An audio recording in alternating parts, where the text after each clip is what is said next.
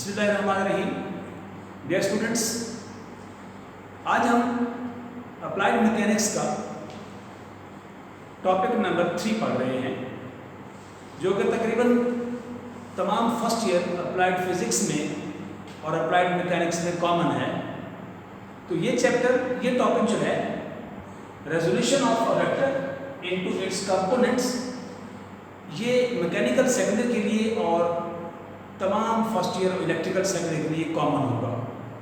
ये मैं अपलोड करूंगा तो ये कॉमन टॉपिक के तौर पे तमाम टेक्नोलॉजी में जाएगा। अगर फिर भी कोई इशू हो तो आप मुझे मेरे व्हाट्सएप नंबर पे रब्ता कर सकते हैं। अब आप मुझे ईमेल पे भी आप रब्ता कर सकते हैं, जो कि आप सबको दिया गया है। चलते हैं आज के टॉपिक की तरफ। Resolution of a vector into its components. एक वेक्टर को उसके अपने कंपोनेंट्स में डिवाइड करने को, तकसीम करने को रेजोल्यूशन ऑफ अ वेक्टर कहते हैं। आपको मैंने यूनिट वेक्टर में बड़ी तफसील से बताया है कि एक वेक्टर जब एक्स और वाई प्लेन में मौजूद होगा तो डेफिनेटली वो वेक्टर एक्स को भी कुछ ऑक्युपाई कर रहा होगा, उसका पोर्शन भी ऑक्युपाई कर रहा होगा, वाई का भी कोई पोर्शन ऑक्युपाई कर रहा होगा। तो कितना ऑक्युपाई किया उसने एक्स के पोर्शन को, कितना ऑक्युपाई किया उसने वाई के पोर्शन को। जब हम उनके अलग अलग पार्ट्स निकालेंगे, हिस्सा निकालेंगे कि एफ एक वेक्टर है, वो उसके अंदर एक्स का कितना हिस्सा है, तो वो उसका एक्स का हिस्सा कहलाएगा। मैं एक मिसाल आपको देता हूँ कि फर्ज करें दो दोस्त आपस में मिलके एक बिजनेस शुरू करते हैं और वो कुछ महीने बाद, कुछ साल के बाद वो एक हैंडसम प्रॉफिट उनको आ जाता है। तो अब वो दोनों दोस्त अपने अपनी रेशियो के मुताबिक उसे वो डिवाइड करते हैं। तो वो जो प्रॉफिट है, यहाँ हमारे टॉपिक के हिसाब से एक वेक्टर है जो एक्स और वाई दोनों ने शुरू किया।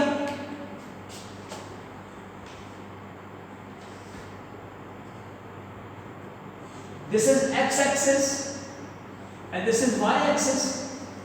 इन दोनों ने मिलके एक बिजनेस शुरू किया जो कि आपके पास एफ की शक्ल में आ गया।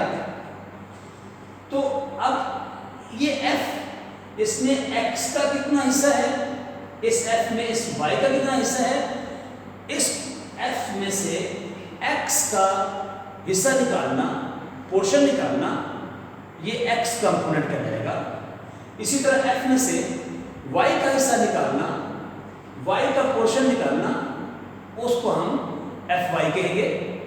अब हम इसको करते कैसे हैं कि फर्ज करें हमारे पास एक वेक्टर एफ है जो कि एक्स और वाई प्लेन के अंदर एंगल थीटा बना रहा है, एंगल थीटा बना रहा है। अब यहां जरा आपने गौर से सुनना है इस बात को कि जब एक वेक्टर एंगल एक्सिस के साथ थीटा बनाएगा तो इस एफ का डायरेक्टली लिंक हो गया एक्स एक्सिस के साथ। अब हमें जो एफ का एक्स का हिस्सा होगा एफ में, उसको तो हम वेरी सिंपल एफ एक्स कहेंगे। अब हम एफ वाई कैसे कहेंगे, उसके लिए हमें वाई कंपोनेंट के पैरेलल एक परपेंडिकुलर ड्रॉ करना होगा। आपको मैंने फर्स्ट ईयर में बड़ी वाज़ेह तफसील से बताया था, और जो फर्स्ट ईयर के स्टूडेंट्स हैं उनको यकीनन मैट्रिक में भी डिटेल से बताया गया होगा कि जो लाइंस आपस में पैरेलल होती हैं वो आपस में इक्वल भी होती हैं।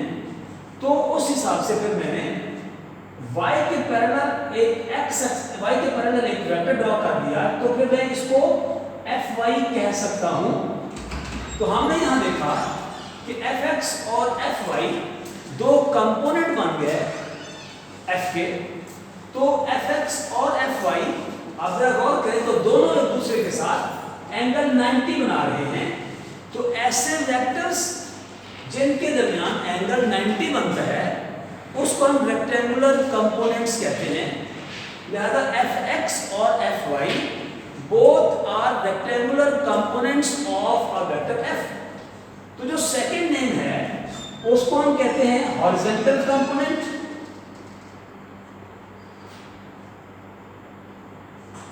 और इसका जो सेकंड नेम है उसको हम कहते हैं वर्टिकल कंपोनेंट। तो fx या हॉरिजॉन्टल कंपोनेंट, fy या वर्टिकल कंपोनेंट। अब हम ये देखना चाहते हैं इस f के अंदर fx कितना होगा और इस f के अंदर fy कितना होगा।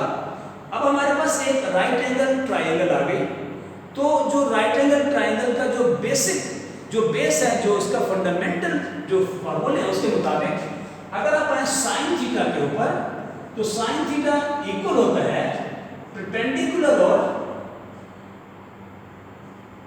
हाइपोटेन्यूज, जिसको हाइपोटेनियस भी कहते हैं।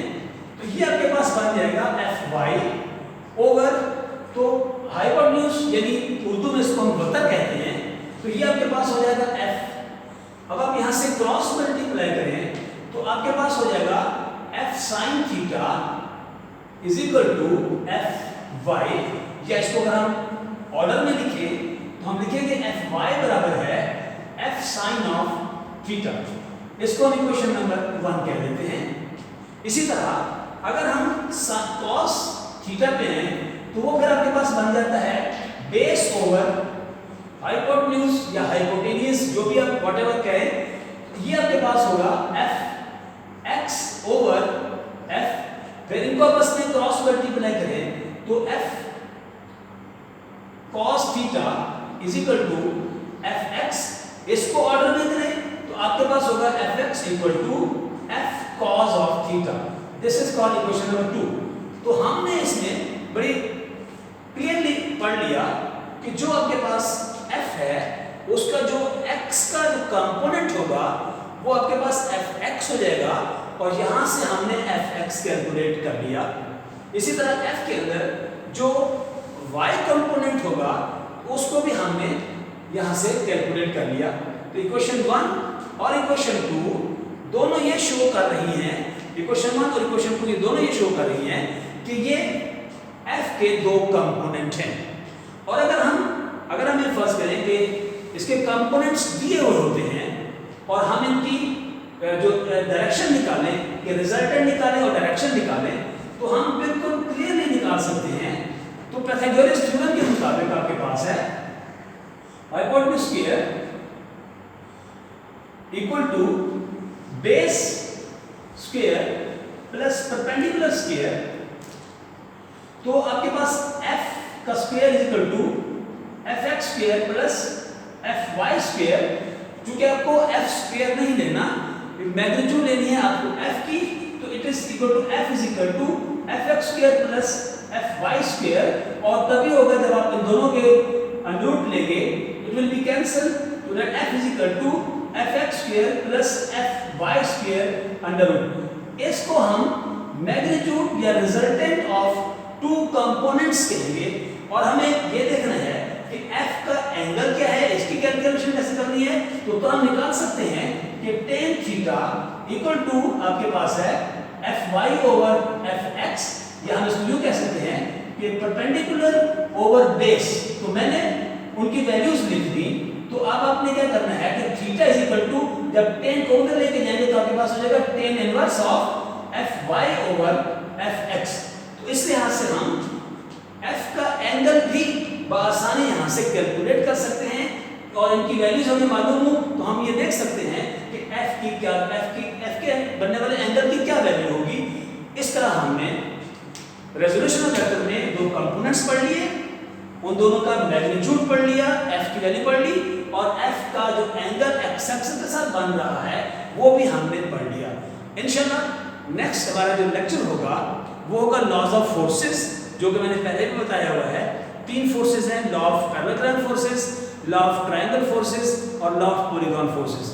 ये इंशाल्लाह नेक्स्ट लेक्चर में, अगर कोई इशू आता है, कोई प्रॉब्लम आता है, तो आप मेरे व्हाट्सएप नंबर पे मुझे कॉल कर सकते हैं, आप मुझे ईमेल नंबर पे कांटेक्ट कर सकते हैं। इंशाल्लाह ताला ये अगले लेक्चर में मज़ीद आपको बताऊंगा कि लॉज ऑफ फोर्सेस क्या होती हैं। Thank you.